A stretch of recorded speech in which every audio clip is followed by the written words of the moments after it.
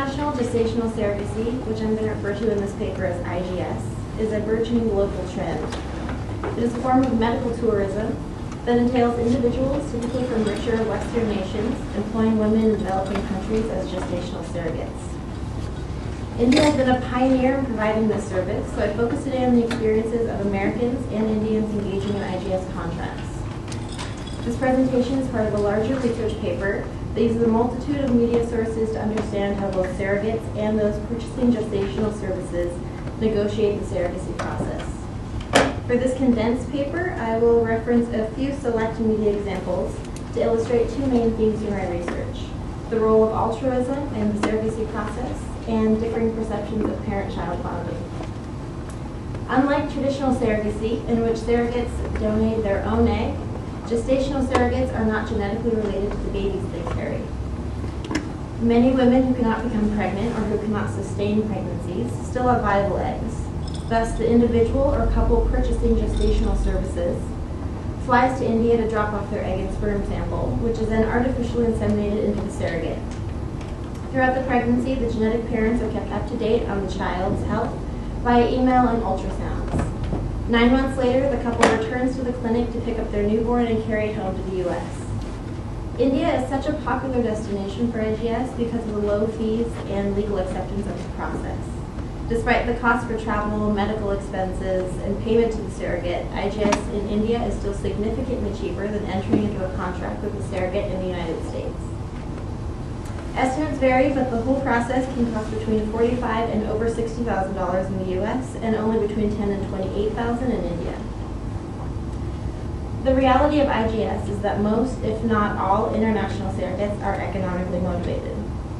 This fact highlights the social and economic inequalities between the participating parties. Perhaps in an attempt to level the playing field, I found that hiring individuals relied heavily on the use of altruistic rhetoric to describe the surrogacy process and the surrogate herself.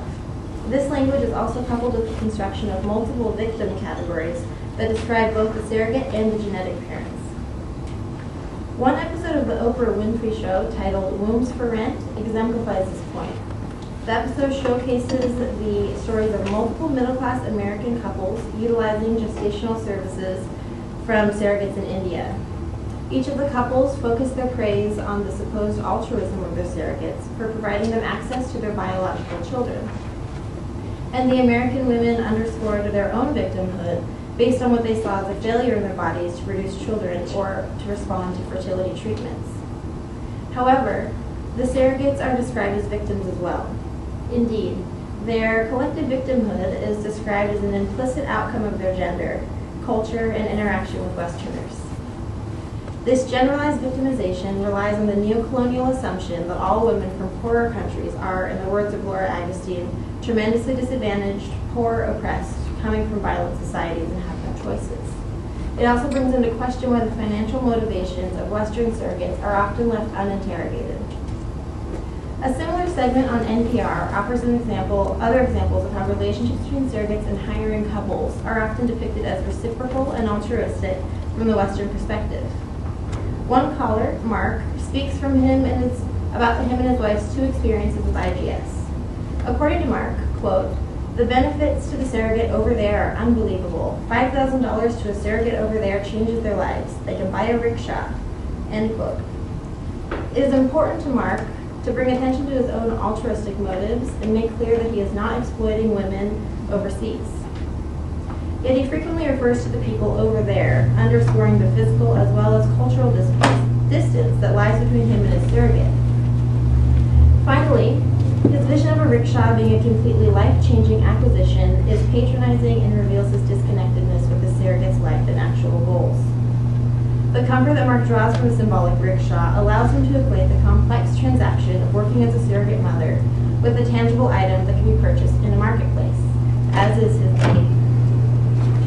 Despite the preference for altruistic rhetoric when discussing the child and gestational services, the money involved in the IGS transaction is emphasized at other times by Westerners to legitimate their choice of employing women in poverty on another continent in this way. Referring once again to Oprah's episode on the subject, she rejoices in the economic exchange of currency for pregnancy and child.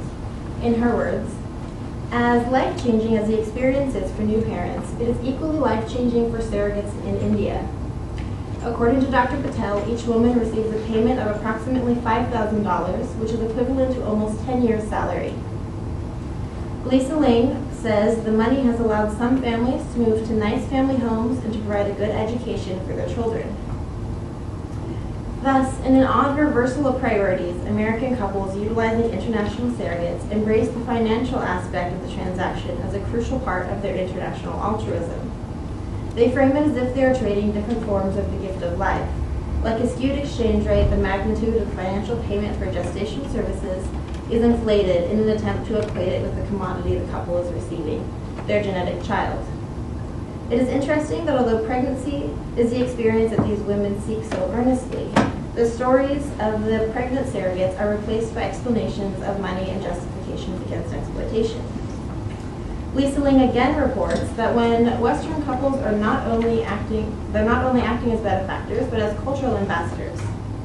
In addition to its obvious impact for everyone involved, Lisa says this arrangement has even broader implications. Now this baby and this couple will have this bond with this country, and in a way become these sort of ambassadors, these cultural ambassadors. It's confirmation how close our countries really can be, end quote.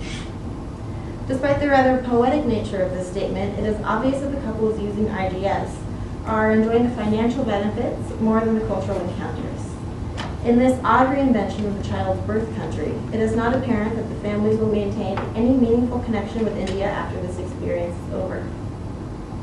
Thus, the process of creating the illusion of a relationship between the couple and surrogate, as well as the surrogate's home country, acts as an American inclination to further distance oneself from the obvious business nature of this type of transaction. Zibby Brand Frank, the director of the documentary Google Baby, is candid about the cross-cultural differences that exist in the IGS process. She explains that while close relationships may at times exist between surrogates and genetic parents in America, it is not the same in India. It doesn't exist with the Indians, she says. We shouldn't think it exists. It's pure business. Similarly, the surrogate mothers actively do not attach themselves to the babies they gestate, while the genetic parents foster intense bonds with their unborn babies through photographs, ultrasounds, and emails. Thus, IGS and the commodification inherent in surrogacy also raise new questions about parent-child bonds. Likewise, Nancy Shepherd-Hughes emphasizes the wide variety of culturally dependent approaches to pregnancy and motherhood. Her research of Brazilian women in the shanty town of Alto de Cruzeiro, Brazil, is particularly illuminating to this point. Because of extreme poverty and lack of resources, the Alto experiences a high rate of infant mortality. As a result, Shepherd-Hughes notes, part of learning how to mother on the Alto includes learning how to let go. In other words, an emotional survival strategy that these women have developed towards their children does not mimic the traditional expectations of motherhood maintained in the West. She concludes that human mothers who reach the limit of their abundance can and often do become estranged from and indifferent from their children. These experiences are particularly relevant when considered in comparison to Westerners who outsource gestational services. Given the circumstances that have led many women in India to work as surrogates, these women are similarly faced with hard choices. For them, surrogacy is a business deal. Like the women in Brazil, they necessarily detach themselves from the babies inside them. It is actually a maternal decision made for the sake of their own genetic children. The difficulty in describing surrogacy as commodification is centered on understanding how the financial component of the transaction affects the bond between parent and child. Margaret Radin suggests that the demand for surrogacy expresses a limited view of parent-child bonding, a view in which bonding is based on genetics rather than relationship. However, she also points out that surrogacy is, in general, could possibly be an influential factor in reinventing the American conception of family. In her words, perhaps the practice of surrogacy, in some respects, like the widespread practice of divorce, can bring about new kinds of relationships of co-parenting and new kinds of relationships between parent and children, in transforming the traditional conception of the family, as it has been in some respects oppressive for women and children. End quote. While controversial in many contexts, mainstream media coverage increasingly supports IGS in America. Some proponents view IGS as feminist, as it provides new economic opportunities for women in poverty. With the work of Carol Cateman in mind, I'm inclined to suggest that IGS might be on its way to becoming a female-driven contract. New technological advances allow for the hiring mothers to be genetically connected to their child, reducing the innate patriarchy of the surrogacy contract in past decades. However, IGS also continues to underscore many persistent questions about human rights and exploitation of women. It is easy to notice the potential for racism, classism, and neocolonialism to occur in a contract that entails Westerners outsourcing child production to poor women from developing countries. In casting these women as victims, they need to be protected from surrogate colonizers, who need to be protected from those colonizers. People risk becoming the colonizers themselves and isolating these women and their decisions from others. As Leslie Sharp perceptively notes, suffering itself may be commodified. Media images may quickly reduce the weak and disenfranchised to little more than objects of pity and exploitation. Reducing these women to such images ignores the multifarious experiences and motivations that really exist for them. Academics and policymakers are challenged now to not be outpaced by swiftly developing technological and medical advances. It is interesting to think in what direction surrogacy will develop in the coming years. What will happen when the female body is no longer needed to provide gestational services? When this becomes no longer a uniquely female capability, but one that can be mimicked in a lab. Thank you.